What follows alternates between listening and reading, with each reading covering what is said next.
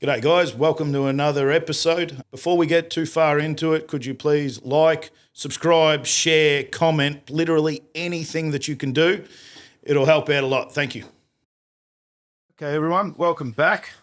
And today I'm here with Luke McCrone, Secretary of the Victorian Tippers United, possibly my arch nemesis, but possibly a good podcast. Hopefully. Take it away, Luke. Tell us about yourself, how you ended up here, what you do, and how you're the bane of my existence. Yeah, sure. Thanks for having me, Jimmy. It's good to be here. So I suppose maybe a bit of a background about the business I run and the VTU. Yeah, please. Yep. So unlike most of your guests, I'm not a captain of industry. Listen to some of these podcasts. You've got people turning over millions and millions and millions of dollars a year. Pretty small operator. I've got 3 trucks. Posi track.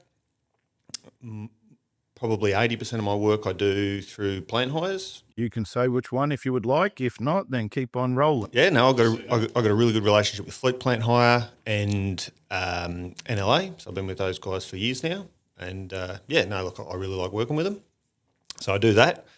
And sort of as a side thing is the Victorian Tippers United. Would you say it's just the side thing, or probably sometimes a more full-time thing, I would almost think?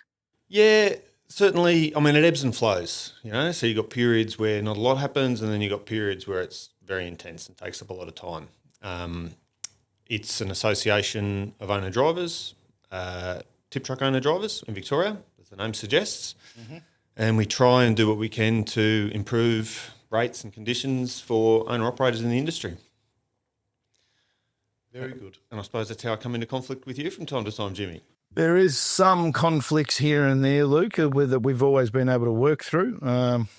It's a challenging industry because there's, it's just challenging all round to have a collective bargaining power, which is what you're trying to put forward to try and raise standards. When they are all actually independently ran businesses.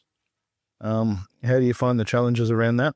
Oh, look, it's very difficult, particularly because I think we get compared a lot to the CFMEU, because obviously we work in the construction industry. People look at what they've been able to achieve and what they do, and obviously we're not as successful as they've been in securing good terms and conditions. But I think what people need to appreciate is it's a lot harder when you're doing it for owner operators. So when you've got a group of employees, you can negotiate an EBA. And then that's set in stone, right? Once the EBA is done, that's it. Everybody has to get paid those rates. Everybody has to, is entitled to those conditions. And that's the case for 3 or 4 years or whatever the length of the agreement is. Yep. For owner drivers, we don't really have anything like that. There is no capacity to negotiate a binding agreement that locks everybody in for years at a time. We can reach agreements, and we've done that over the last, how long we've been doing this? Probably 4. It feels like forever. It does feel like forever.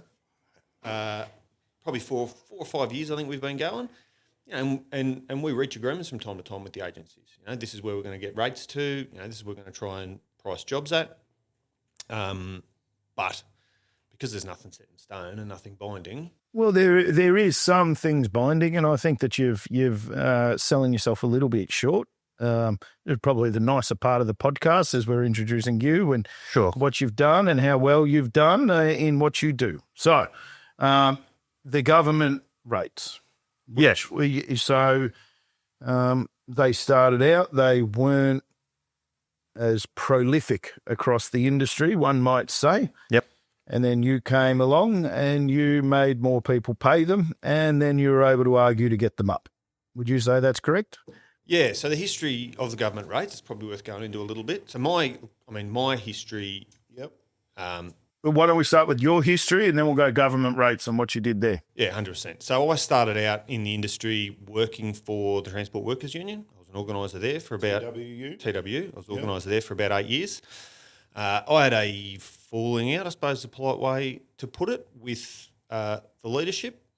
Best way to describe it, I suppose, is there was a disagreement about who should be running the show. I thought I should. They thought they. Who'd have thought?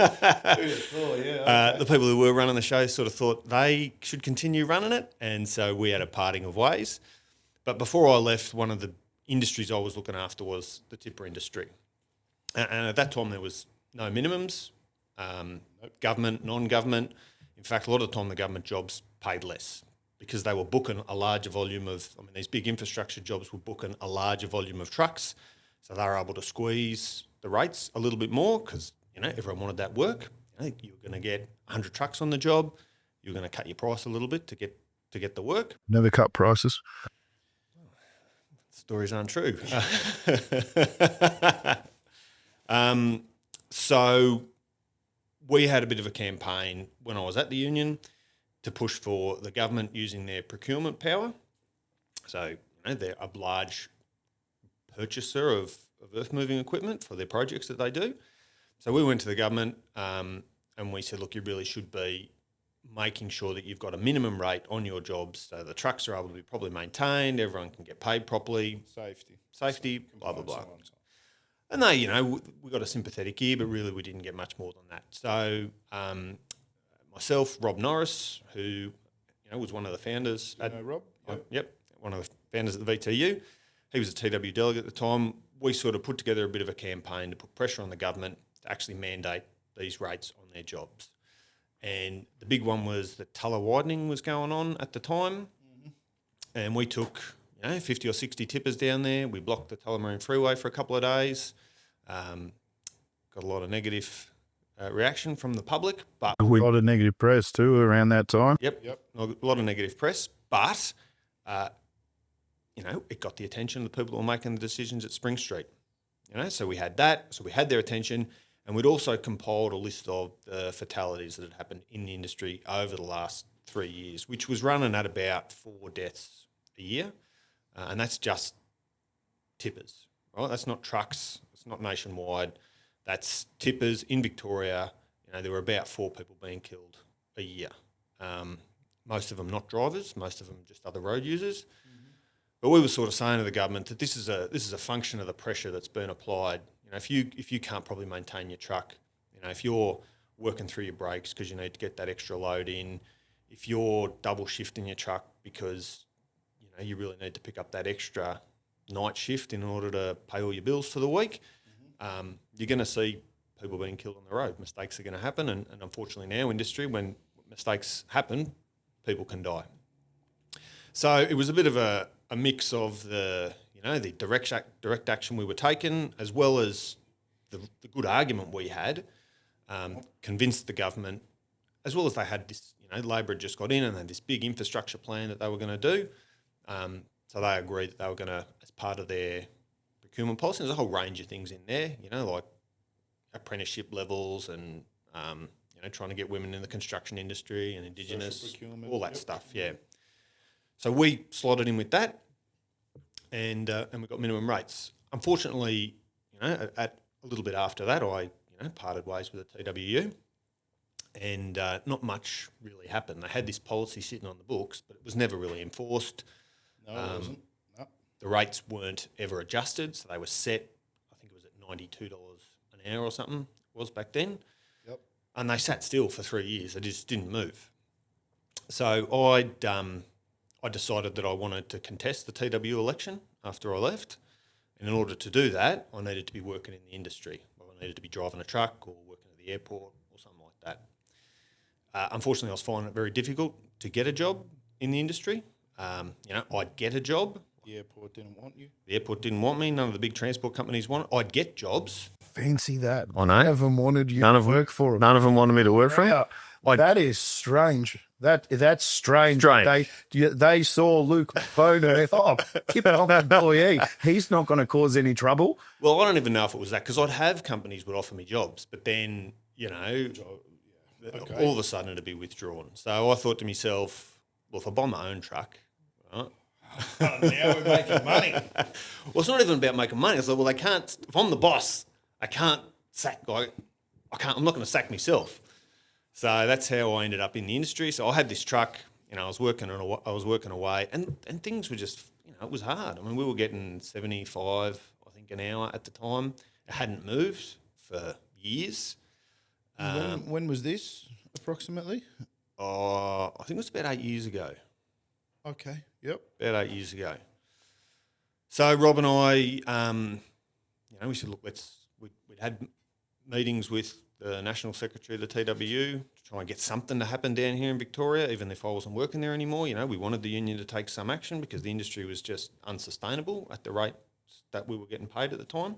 TWU has been great for companies like Toll and Linfox and, milk and bread and everything that goes out every day with, 1,000 employees. It's a lot easier with company drivers. Yeah. And then I can remember, I don't know how long ago it was, that TWU was putting on in Port Melbourne there, and I went there to those meetings. And no one knew who I was, of course. And I sat back and I listened about what was happening to the industry and everything else like that.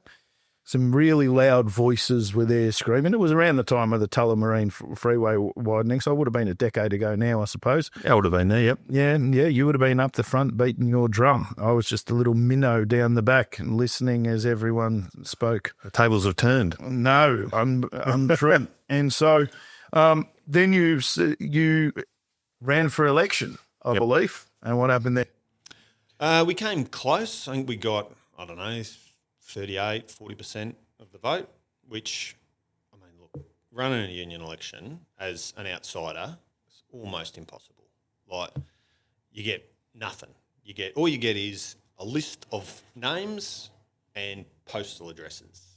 So you can't even ring everyone up and say, hey, you should vote for me. You got to send them a letter. Now, there's something like 10,000 members. So to send everyone a letter, you're looking at $1.20. By the time you've got printing, buy a stamp, just to send them one letter, say, hey, I'm Luke McCrone, you should vote for me. So it's an expensive proposition. The incumbents have got access to all the workplaces. They've got email addresses. They've got phone numbers. They're not supposed to use all that information. But also they can go down to the site and say an election's coming up soon while they're there fixing a problem also. That's right. Like there is a path of least resistance. Yeah. You have the path of most resistance. Much harder. So, yeah, we did all right. We got 40%, which I think give you an indication. And the other thing you've got to remember is, well, if people aren't happy with how the union is performing, they don't just keep paying their dues. They quit. So all the disgruntled people who agreed with us that the union wasn't doing a very good job, well, they weren't eligible to vote. So hadn't even thought of that. Yeah, it's bloody. It is hard, but we gave it a pretty good crack. We got our 40%. We had another go 4 years later. We did a bit better in the next election, but still not quite good enough. Although, interestingly, I do note that all the things we were saying about the union have, come to pass because the Victorian branch of the TW has been shut down now by the National Office for being incompetent. So I don't like to say I told you so, but yeah, I'm not going to comment on that part. A business owner commenting on unions too heavily. Not a good move, Luke. I'm on thinner ice today than normal. That's right. But continue on because I like the story. So that was all going on. In the meantime, I've got a mortgage to pay and kids and my wife. She wasn't working at the time. Oh, fucking lucky you got a tipper. Yeah, I know. Lucky. Now you're going to make some money. Now I was making all the money, so I'm doing the trucking thing. I'm running elections, and in amongst all that, because I didn't have enough going on, I thought, well, why don't we set up some sort of nobody else is doing it. Why don't we set up some sort of an association for tipper owner drivers? Because it was just getting that $75 an hour wasn't great when I started. 2-3 years later, it was even worse. I was working out at the airport at the time. I was there for about 9 months, and we were doing 9-hour days. Working your 6 days a week. Even then, you get to the end of the year, and you look at the money you're spending and the money you're bringing in. I'm thinking, fuck this. Did you include your jet ski? The jet ski, obviously, as a legitimate business expense, should be included. Very true, and your wife's Prado, Prado. Not a Prado. And the Gucci Land handbags, Cruisers and Gucci handbags. Okay, very good. So it wasn't. Look, the industry wasn't in. So the industry rates didn't change, and I'll agree with some points. I'm just straight up and down. The industry rates didn't change much. I paid either 80 including or 75 plus. Yep. For probably 5 or 6 years. Yep.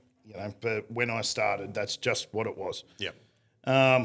But of course, there wasn't anywhere near the infrastructure jobs that went on, and so where you come at it from one side, I just come at it from the supply and demand side. Supply and demand says that when infrastructure jobs turn on in a market and the need for trucks skyrockets, then the trucking rates go up. Now, you do give it a little bit of a lift on the way. The VTU gives it a bit of a kick and, maybe some other industry forces. But overall... Look, I think the supply and demand argument is right probably on the contract rates more than the early hire rates. The contract rates did, and they still do, go up and down a little bit based on how much work there is around. But the early hire rates were pretty sticky, and they still are, at least with the agencies that I work for. Like they're pretty. They don't go up and down depending on supply and demand. They are what they are. Oh, to a point, maybe. Yeah, but now we do have definitely two rates. We do have the two rates. So, and that was your question. So, part of setting up the VTU was we wanted to lift the rates across the board, but also we knew we had this minimum rate that was sitting there that wasn't really being paid. So there were a couple of big jobs. The biggest one at the time was down in Geelong. There were a couple of jobs down there, the prisons. And there were, 60 trucks probably. 50, 60, 70 trucks, yeah. Something like that were working down there every day, and they were on that 75 an hour. And we're working with the agency, it was Fleet, the agency that I work for. So that was a bit of a, chasing them for a lot of money.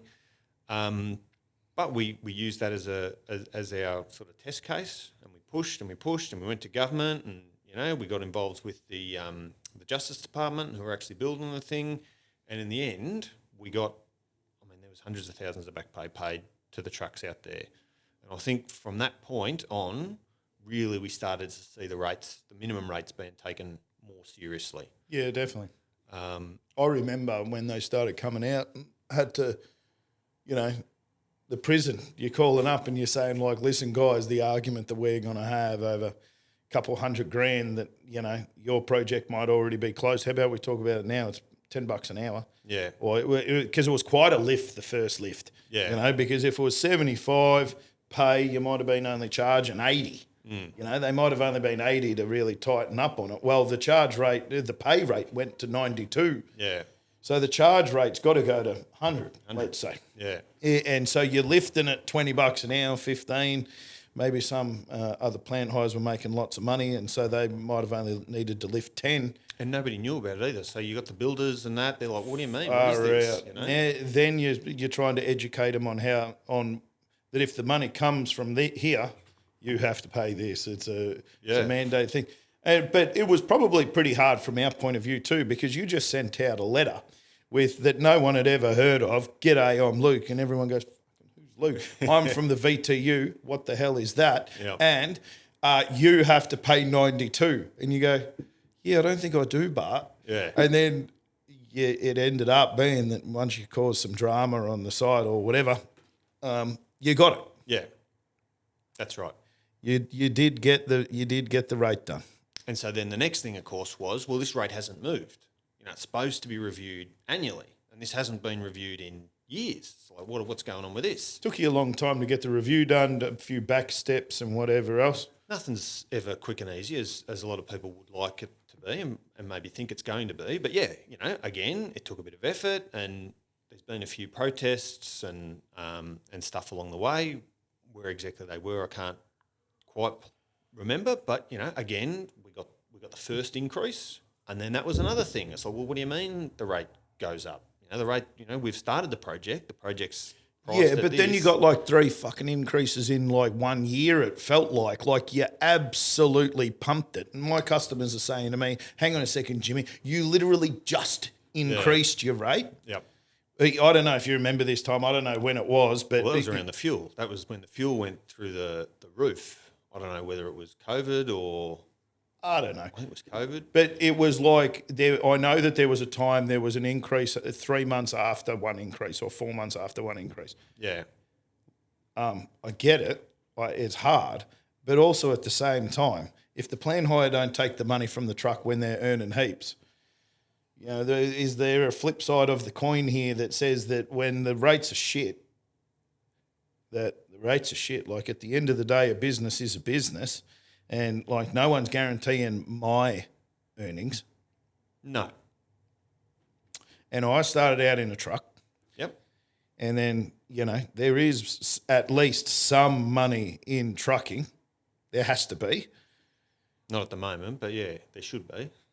You'd hope. I still think that there is. I think that some of the, you know, the foundational pillars of business ownership in Australia have been eroded. Oh, that's good, that one. That'll do just nicely. Put that one on Instagram. But they've been eroded, you know, like people expect more for less. People want to earn more for less. But also, like, everyone's doing it tough. Not everyone has the mechanisms to, you know, let's talk inflation. You know, mortgages go up. A carton of, you know, milk or eggs is what costs more at the supermarket. They can't go to their boss every 3 months like what the VTU did to us and say, it costs more money for my milk. I need another pay rise. But yet, so it turned into, you know, a thing that said, hang on, this part of how you've built this rate has changed. Yep. Which was the fuel. And it did change. Yeah.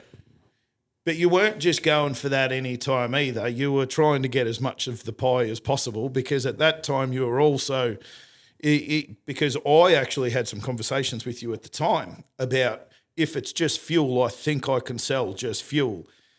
But you're actually trying to change other things as well as the fuel that are going up. And that was a difficult sell.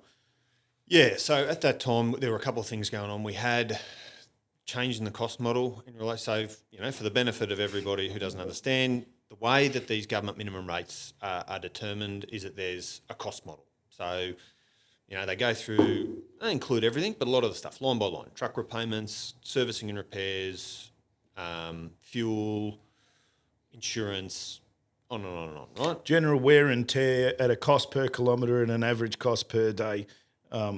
As well is a line item there. I know this like the back of my hand, so I can argue with you specifically about it. That's right. Yep. So our position at that time with the government was the price of fuel has just jumped dramatically overnight, you know, almost overnight.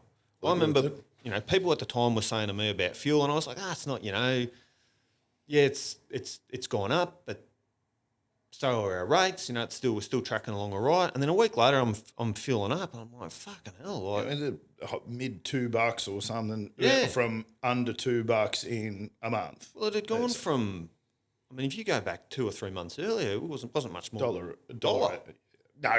No, $1.80. I filled up during COVID for $1 a litre. So this is unreal. He filled up once. He filled up once during COVID from a backyard out of a container for $1. And then, but the point still stands. But it just went up overnight, right? It did. It went up 50 cents to $1 overnight. Yeah. And I'm always... For everyone in the entirety of Victoria, it went up. Yep. Everything else was going up though too. Like you couldn't buy concrete, couldn't buy steel. Everything in the construction industry was going up. It was, but like builders couldn't buy windows, but were still contracted to buy the windows going broke. The concrete plants are still... They can't get their rock, and they don't get a government change in rates. There's no rise and fall. Like rise and fall in contracts doesn't exist. This is a lot of the arguments that went on during COVID. You know that there's a lot of contractors out there that did not get, like they don't have the mechanism to go back and change it. It was meant to be reviewed annually. It wasn't meant to be reviewed what felt like monthly. And it's part of the gripe that from this side of the table with a few people standing behind me, you can't see actually, that we had there, because it just seemed like, hang on, the fuel's gone up and insurance cost has gone up. We're going to lobby the government and try and get more, but the rates are skyrocketing anyway because these mystery people that stand behind you were happy to not give us a rate increase for years. No rate increase at all for years. And then they complain we get 2 in a year, you know? There was more than 2. It was 3. Cry me a river. It was 3. Yeah, I will. I definitely will. Because we are the ones who have to walk in and actually get the money. Because it's not as easy as just getting the money, because there's you got the government level here, you got level, and then us. Yep. So this might be a big top tier builder who then subcontract out. We can all fill names in here, and then the plant hires sit here.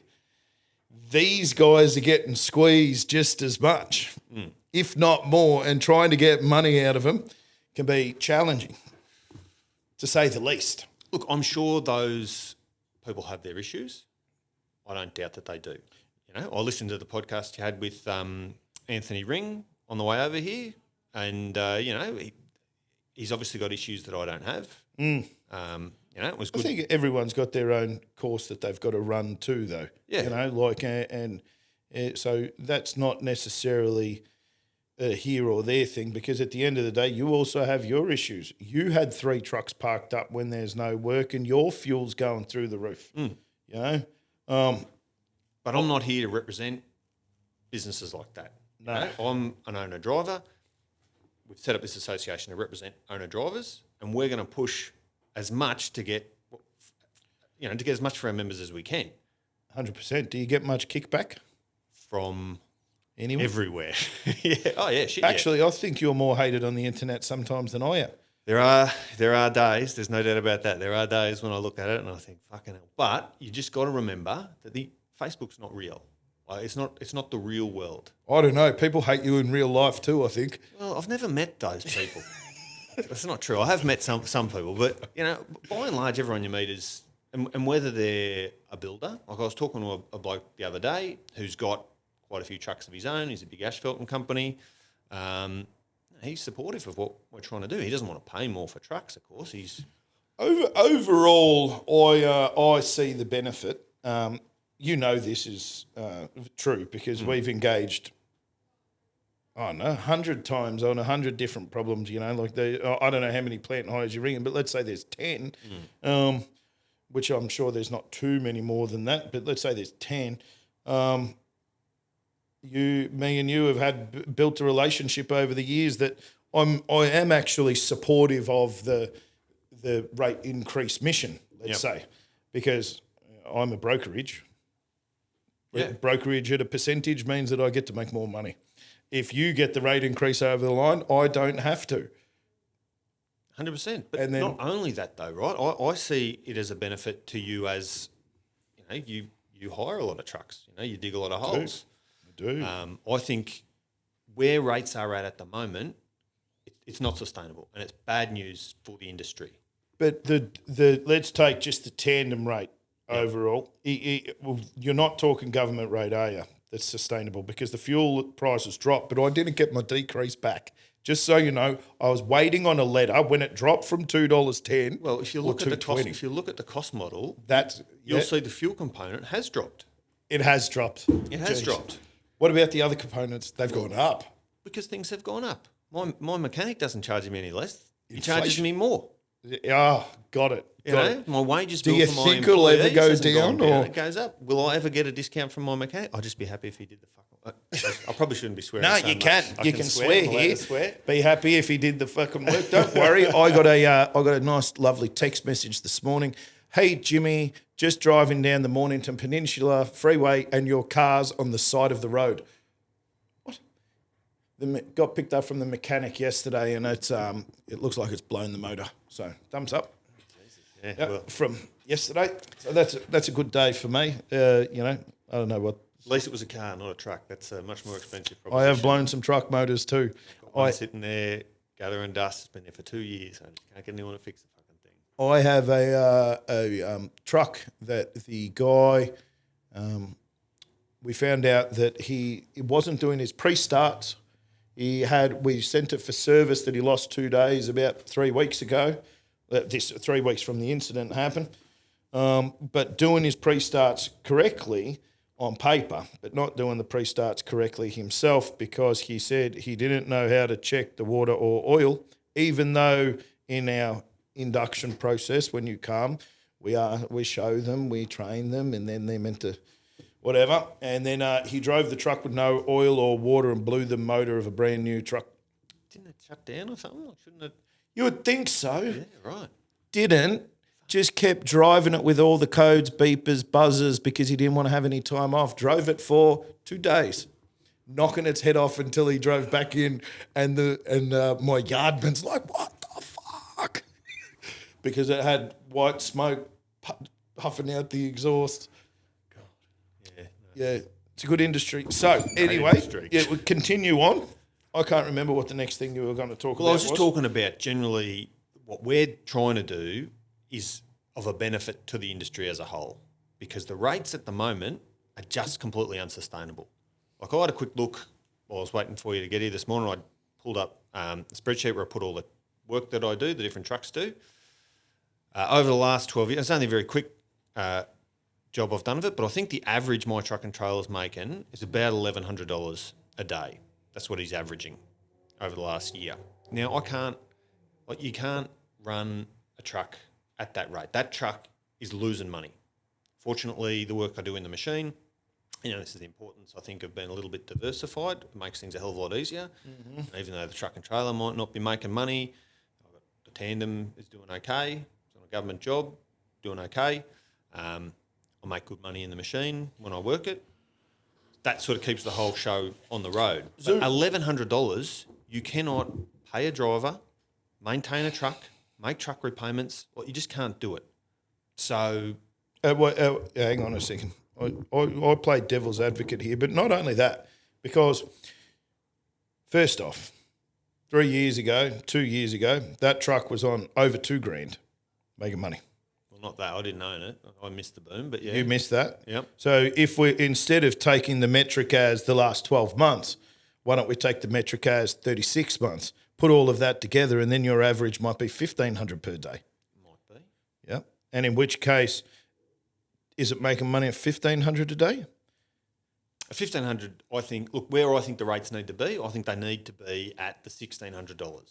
I think that's a fair rate for a truck and trailer to be making. I think at $1,600, you can pay your driver properly, you can make your repayments on the truck, you can maintain it, and this is a dirty word in this industry, you can make a profit. It seems that people don't think trucks are entitled to make profits. So not only can you like pay, so the owner drivers who you're with are paying themselves properly. They should be able to. I don't think they are at the moment, but they definitely should be able to. They're paying off an asset. Yep. That they then get an intrinsic value that is being built up there by a 400,000, 300, 200, whatever number. The number's not important. Dollar truck, pay it off over 5 years. Yep. And get a kick in your pocket of $100,000, let's say, it as a depreciation. You're talking about for tax? No, I'm talking about the truck value drops from 200 to 100 over 5 years. Yep. So then you get to keep that. Yep. Because the next truck's going to cost you 200 as well. Yep. Apart from inflation and all of that. So now you're on an extra 20 grand a year on top of the paying correct, and then you get to have profit on top of that, and that should be legislated. So when I talk about profit, I would include the cost, the equity that you're building in the truck as part of the profit. If you have a look at, because our big push is, we've got these government rates, and we think they should be applied across the board. We don't think it should matter whether you're on a government job or a non-government job. We think those rates should be paid. Now, if you have a look at how they factor in buying the asset, they put a balloon, I think, of 47% or something. You can't even get that sort of finance arrangement. Basically, they've set up the truck ownership component of the cost model to allow for almost no equity being built. So the cost model the government has allows you to pay yourself a bit more than the award. I think it's about 30-something bucks an hour. And which is still 20% more than the award, I believe, isn't it? I think it was low 30s to high 20s. Yeah, look, it's come up. It's gone up again recently. I don't want to get too bogged down in the figures either. Details, but yeah. But it's reflective of what you would expect to make as a driver. What if you went out there tomorrow and advertised, we want you to drive this truck and trailer and we're going to pay you $26 an hour, whatever the award rate is. Yep. You wouldn't get any applicants. You wouldn't get anyone worth hiring anyway. Like, if you want to get a good driver at the moment, you've got to be paying them north of $30 an hour. So if I own the truck... At least. Yeah, if I own the truck, why should I be factoring my labour in at below what the market is paying for drivers? I'll agree with that. Yep. So it's got the labour in there at about what you pay for a driver. It allows for a 5% profit on your investment, and it allows you to pay off a truck with something like a 47% balloon. Really, you're not going to get a lot of equity in the truck. Depends. Kenworth just keeps its money, so you get in one of them, you hold it, you pay it off, and then you can do that. But their cost model doesn't. The finance arrangement and stuff like that, it's all wrong. How they've built that, wrong, yeah. I think that could be better. But then, so let's agree to that part. In an ideal world, you get this. Yep. Let's flip this around and talk about from this side of the table now, because that makes sense. Owner driver should get that. Now, if the rate is to move a cubic metre of dirt, $10, let's just call it a flat 10. Yep. Another agency that doesn't live in your ideal world is paying 10. Me building it on your rates is 13. Yep. Cubic metre of dirt's a cubic metre of dirt. They need it moved. They don't care where it goes to. I priced 13. I reckon I might go bankrupt in a month. Yeah. One thing that other unions have done really well is to be able to support and the industry from the other side too, which I'm not going to talk specific unions because they all do it at some point. They all help. Like that's more of a construction union type of thing. It is, but there's also other unions that support the businesses in making sure that they, A plus B equals C. Like it's not, everyone calls that different names and whatever else. But it's a real help if the EBA jobs are paying out like that are protected. Yeah. But there is none of that because at the end of the day, if someone can get the trucks there for $10, they do. Yeah. And that's the problem that we face. Now, if the government was to step in and use the powers that it has, like the legislation's on the books, right? We've got the Owner, Driver and Forestry Contractors Act. Yep. It confuses a lot of people, right? They're like, well, we drive trucks, we don't work in the forests. But it just describes the two. It's for owner drivers, yeah, up to owning drivers. 3 trucks, I believe. That's right. So But you have to drive one yourself in the 3? spot on. There we right? go. So it's owner drivers, but then also the same legislative arrangements apply to forestry contracts. Now, we don't really have any of those in Victoria, I don't think, much anymore. But when the legislation was introduced 20 years ago or whatever, there were crews working out in the bush. And they had a similar sort of problem. They were working for the big sawmills and, they were small operations that might have had one truck and, a felling operation. But for our purposes, it's owner drivers, right? The law sits on the books. It allows the government to set minimum rates, right, across the industry. So it could be for tippers, could be for AG drivers, whatever section of the industry they want to regulate. Mm-hmm. It sits there. We think they should exercise those powers because when trucks are not being paid enough money, it is dangerous for the public. If you've got trucks that aren't being properly maintained, rolling around out there on the streets where, your family is and my family is and everyone listening to this, it's a danger, right? So the government's got to roll in the same way that they say, you can't just go and bury asbestos wherever you like. They've got a role in regulating to make sure the community is safe. And we say they should use that power to make the community safe by making sure there's enough money in this industry to run a safe truck. Not one person can sit down and argue with that because you've positioned yourself in the safety, holding the safety banner that says, if you do what I say, the community will be safer. It's a happy coincidence. That's all it is. And it's a fact too. Yeah, I think that a happy coincidence for you to say that makes it possibly connects dots. Because from my end, I can't guarantee that even if I pay the money that I'm going to get a maintained truck rocking up. No. And so what happens then? Because I'm paying the right money and I still get an untrained driver who might not be able to do his tasks correctly. I still get a guy with an unmaintained truck that is still unsafe, and then the responsibility is still on me to try and make sure that I have safe systems in place for that. You can make a demand of a truck that's getting paid properly. Like, where are the best trucks in Melbourne at the moment? Don't know. Well, I can't answer those questions. The best trucks, the best maintained trucks, the best fleet of trucks be working on the North East Link. You know, look at the work Landtrack does. I'll give them a bit of a shout out. Look at the work. Do you know what I'd like to say? I actually messaged Gary and I said it was a really great thing what it looked like he was doing out there at that tunnel. It is an impressive operation. Yeah, he is absolutely smashed it out the park with his business partners and everything else like that. Oh, and Eddie too. You know, Eddie had a lot to do with that. I think he was the spearhead of it. I think he was. I don't know Eddie, but I did message Gary probably 3 or 4 months ago when it was cranking. Yeah, like they are moving some earth. They are moving some like it, and it's a pleasure to watch from a guy who likes trucking. And they'll put, if you want to get on that job, you've got to go bring your truck. They'll put it over the pits. Like they'll do a proper look at it. Yeah, they've got a good, safe fleet of trucks out there. Now, they do. If you turned around and said, we want to do that, but we're going to pay, $1,000 a day on contract, you wouldn't get anyone coming down here. Probably not. Right? It depends. If I'm the only one with work, I would. Even then, I can't deliver a truck to the standard that they expect on that project for $1,000 a day. I can't do it. I'll go broke. There's no point. Like I don't care whether you're the only one who's got work.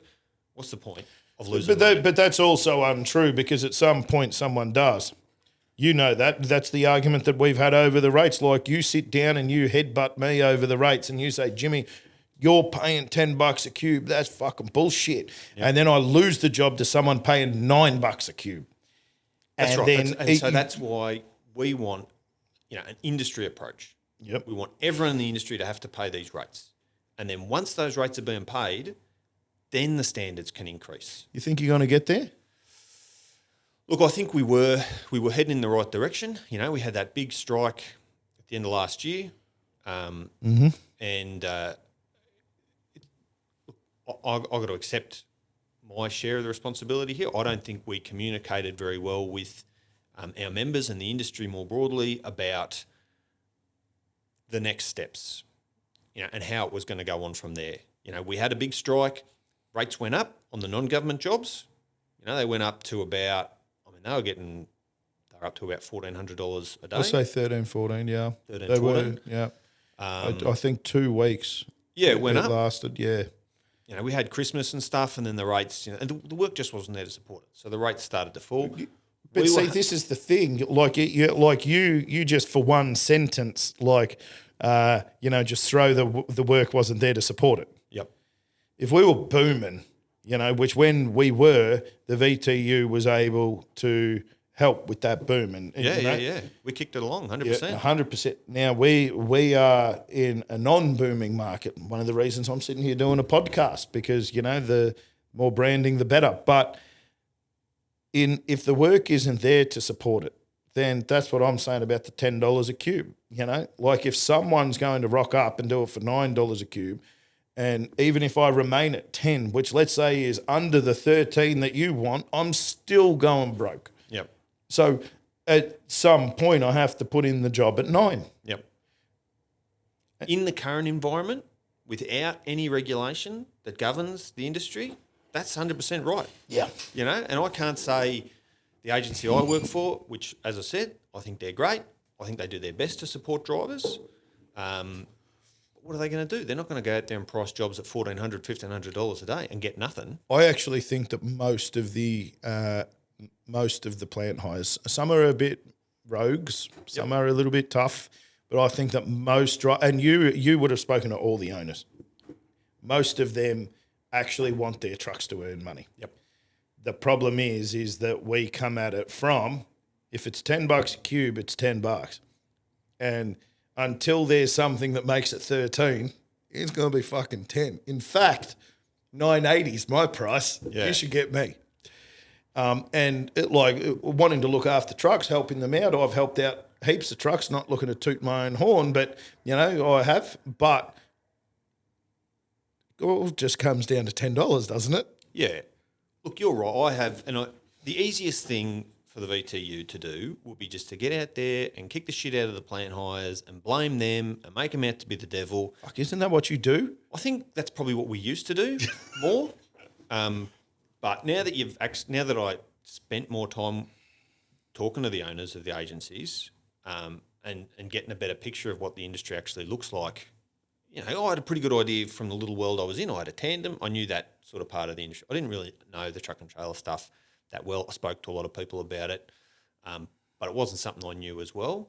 So over the last, few years that I've been doing this and trying to get my head around the whole industry as a whole, dealing with the agencies more and more, you can see that they are, I think, trying to do the best they can. I mean, all you need to do is look at a job where the straight carts are always the shittest paying jobs.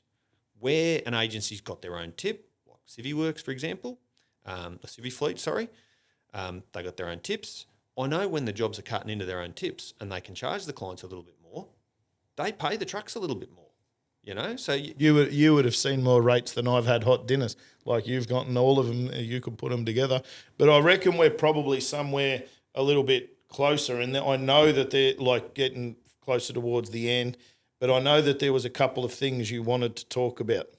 Yeah, sure. I mean, which I want to make sure that you get around to because it was important before we walked in. Absolutely. Well, just to finish off this conversation on rates and something that I do want to touch on, to anyone who's listening to this who books trucks, you've got to have a think about those rates and the impact that has on safety. I'm just going to hammer that again. I mean, can you imagine, there's having a safety meeting, they've done whatever important business they need to do at their safety meeting. They've decided to change the colour of the fire extinguishers or something like that, and we all have to race out and buy new fire extinguishers.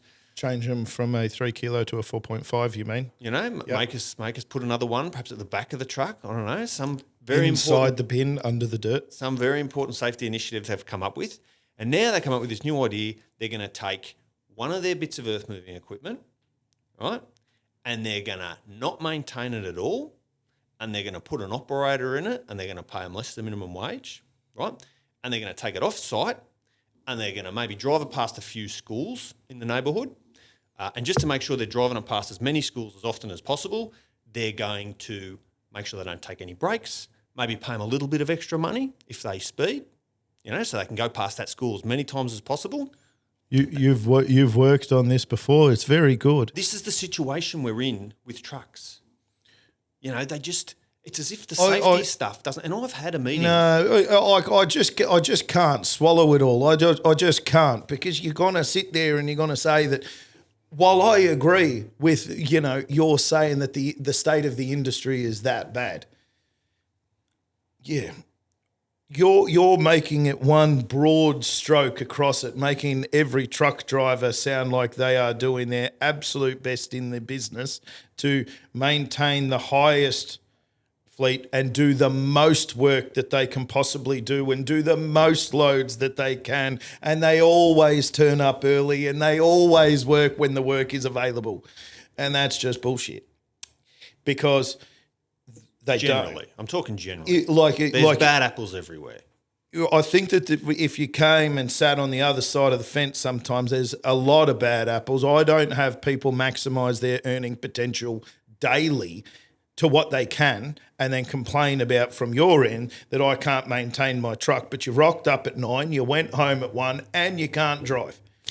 So that leads us into perhaps the next thing that I reckon is worth talking about. You'd never believe I set that one up perfectly. Perfect segue. Put it through the sticks. He's a professional podcaster. One thing that I've noticed about the industry as I've been working in it, nobody ever tells you or teaches you how to run a successful small micro business. Because most people who work in this industry are never going to be Jimmy Starbucks, right? They're never going to have a fleet of trucks and machines and all this stuff. And most people, that's probably not. I was going to say most people wouldn't want to. I think they like the idea of it, but they wouldn't want to do all the stuff that goes into doing it. They're happy with their one truck. Maybe they want to branch out and get 2, and that's fine, right? That's perfectly fine. And you'd have some insight in this, working not only in the office, but having started out with trucks and done pretty well out of it. What do you need to do to run a successful micro business in this industry? What separates the guys that are working every day from the guys that are working 2 or 3 days a week? And what changes are those guys that are working the 2 or 3 days? What changes they need to make to their business in order to be getting the extra work or the better jobs? Okay, so first off, I can't speak for everyone. However, I will say some just broad strokes, not even necessarily from my company Starbuck, but just Jimmy Starbuck, let's say.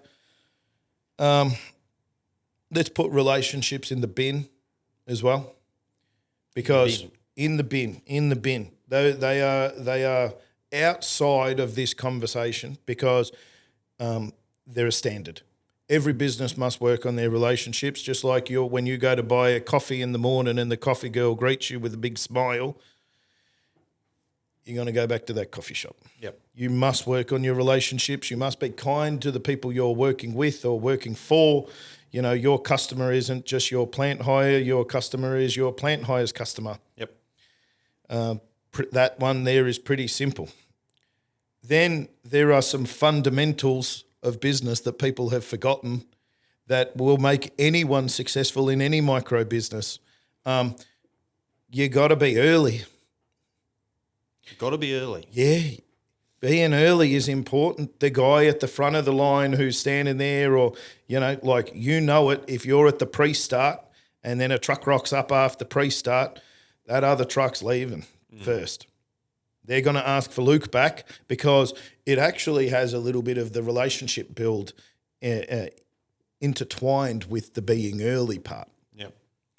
You know, it also means that you can do a more efficient job because you're going to find out about the job before you're on the clock, just in some sort of communication that happens. You know, hey, mate, what are we doing today while you're not on the clock? The guys who rock up and walk in at 7:03, because it's never 3 or even if it's 3 to 7, you know, if they were to stand there at 7 and just have a, you know, cup of Nescafe or International Roast, it means a lot. Yep.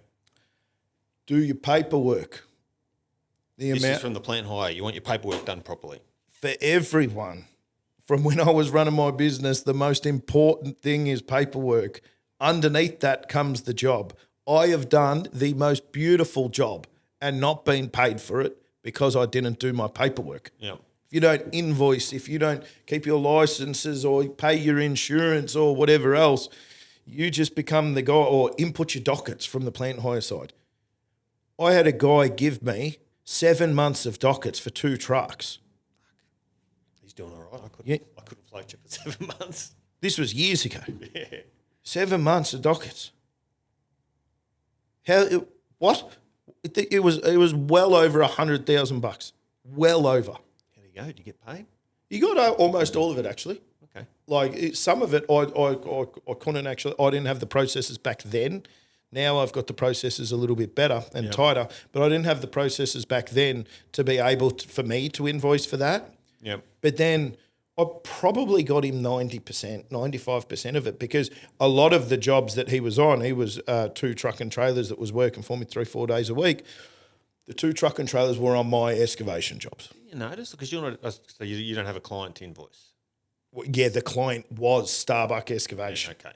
mostly. Yeah. Then we had noticed a few times, we'd reminded him about his dockets a few times over the time, but are we going to be sending that guy to work? Like, first off, we can't make the system that says, anyone who doesn't invoice us don't pay. Let's get him. How am I meant to tell people to book him? Yeah. It's better to say, do not book that truck. His paperwork ain't done. Yeah. Do you get much feedback from the clients? Do they ring up and say, hey, we had this truck here, he was great? Yeah. You do? heaps. Yeah, absolutely. Yep. Daily. Okay. Daily.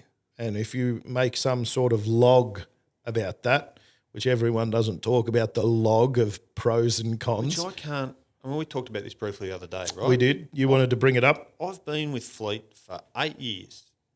Yep. They've got a rating system. Yeah, because otherwise you wouldn't be working for them for 8 years because you'd have to go find other work. Did they tell me? I didn't know. I assumed they had one. Of course. I knew. But hang on a second. Do you want to come into do my trucks want to come into my office and I'll just show them how I run all of my business? Like, at some point, like, for the love of But God. don't you want to send out trucks that the clients like dealing with? Yeah, that's why everyone's got a rating system. Right? Don't you want to have trucks that are doing that? But, like, why is all this stuff kept a secret? Like, if this is how you want people to, if this is how you want your subbies to work for you, Why don't you tell them? That's a good question. I'm the one doing, I'm here, I'm doing the podcast and I'm happy to answer. My fundamentals are be early, do your paperwork, don't be a dickhead, right? And at the end of the day, if I so this is a very big one that I run into a lot that you'd never believe happens as much as it does. If I sent my clients invoices overcharging them daily or weekly or, whenever it's happened, they want to give me the work. If you're filling out that your return trip is going to take you 2 hours when you're tipping in Pakenham and you live in Hampton Park. Doesn't matter where they live. I know it doesn't. You're saying round trip and everything else and blah, blah, blah. But not many people get paid all the way back to the job anyway. The rates, it doesn't have the loading in it. We can argue all day. But if then you look at it and say, okay, well, I've done 4 trips and it's, let's say 7 till 1 is 6 hours. Yeah, doing some maths. And I've done 4 trips. It's 1.5 hours per trip. Yep. Last trip, I want to sign off till 4. Traffic. You got traffic. You got to remember that. Traffic on the trip that you're not actually taking back, which is fine. There is an argument there. Yep. Well, Do you think that- it's worth talking about that. Right? Yeah, but hang on a second. We are not paid to travel to and from the job generally. In fact, not at all. My truck starts this Contract morning. rates are. Hey? Contract rates are. No. Yes, they are. They're worked out on a round trip. From your yard or from the job site? From the job site, round Right, trip. So we drive our trucks for free. Like, my driver starts that truck up at Does a about... taxi driver for free to pick up his What about an coin? excavator operator? When I've got a machine on a job, right, I'm paid. I start burning fuel at 7 o'clock. Yes. If I had an operator in that posse, I'd be paying them from 7 o'clock. Right? You start time 7. This is where you're starting. Yep. Right? So my costs, the meter starts running at 7. Why is every single one of your costs covered? And when the hell do I get to go to my clients and say, listen, my docket girl cost me $12? You're not recovering your costs. You're going broke. Yeah, but when you are recovering your costs, you're making profit. That's the idea. That's this what is we're business. doing in business, Jimmy. That That's is what we're business. doing. Yeah, but how can you be the only business that actually has a safety net underneath it? Heaps of my mates go broke and heaps of my mates end up, or your businesses in general, have to do things for free. Just like an Uber has to drive to pick you up, that the rate is worked out that has some included travel. But what I'd like the listeners to understand is what our costs actually are. Right? And our costs start an hour before we start getting paid. And they keep going after we stop getting paid. So my driver will start the truck at 6 o'clock in the morning, 5:45. That's when I start paying him. We've only got 5 minutes left, but we need to round out this what drivers can do, even though we've only just warmed up, because we could talk for a long time, argue a little bit. But it's got nothing to do with me at that point. It's got nothing to do with you at that point. It's got to do with the fact that there's feedback coming back in that said that this driver just tried to charge 2.5 hours or 2 hours to come back. Yep. He's done an hour and a half trips all day, and now he looks at me and says traffic is bad because the traffic's really bad in Paran at 4 o'clock. And you go, but you're going to Hampton Park, mate. Sure. So, and then good paperwork, be reasonable on the return trip. Be reasonable overall. Feedback from the clients. But mind you, all underneath the relationships, because as you know, there's truck drivers who are shit out there that work every single day that know one person in allocations. Yep. We, from the Plan High's perspective, we pay the people in allocations to build these relationships with people so that they go to work. So if we say, stop driving to Pakenham and start driving to Bacchus Marsh, they go, oh, yeah, thank you very much. We'll call her Aurelia, because it's a name that is, everyone knows she works for me. We'll call her Aurelia. They say, oh, no problem, Aurelia, thank you. They don't say, oh, fuck you, I'm fucking not going, blah, blah, blah, because there's a relationship there from us. But what about dealing with, this is something else I wanted to touch on, and we're short for time. We are. And I'm a bit, I've got a bit of personal interest in this. I'd like to see more people dealing with issues themselves and actually raising problems with the agencies. But people have got this idea that if I ring up and say, hey, this rate's shit, they'll stop giving me work. That certainly No. hasn't been my experience. So just so you know, like we would get that rate shit, and I'd like to bring this up. We get that rate shit every single day. Yep. However, just so you know what happened, I can remember having a full-blown argument with a guy who said that his quad was only going to make $3,000 in a day, and that was fucking unacceptable. That how could he run his truck? It is a safety you know when this is, and you know that these people were out there. Yeah. $3,000 a day is a ridiculous rate to pay for a truck. Guys thought they should be able to pay their truck off in 12 months. They thought that was a reasonable... Then, now, those same guys might be running those trucks for much less. They might be. Yes. They definitely are. They definitely are. And they're still saying, I need this money to maintain my truck. And that up down was the worst thing that happened for the industry across the board because it removed, like, I agree that a safe truck is better for literally every person. And I know that there is a relationship between how much we have to pay for it to how safe that truck can be. There was not one fatality in the industry when those rates were booming. It wasn't one. True. That's true. I can send you. We've got the list of every fatality that's happened in this industry. I've been keeping a list of it. And there was about an 18-month period where there was not an accident involved. But causation or correlation. There we go. I'm getting better because there was no... There were other factors at play. There's no one on the road. There were we other were in factors. lockdown. Yeah, but then we came out of lockdown and everyone had forgotten how to drive. You know... Yeah, even then- was there more? Oh, yeah, no.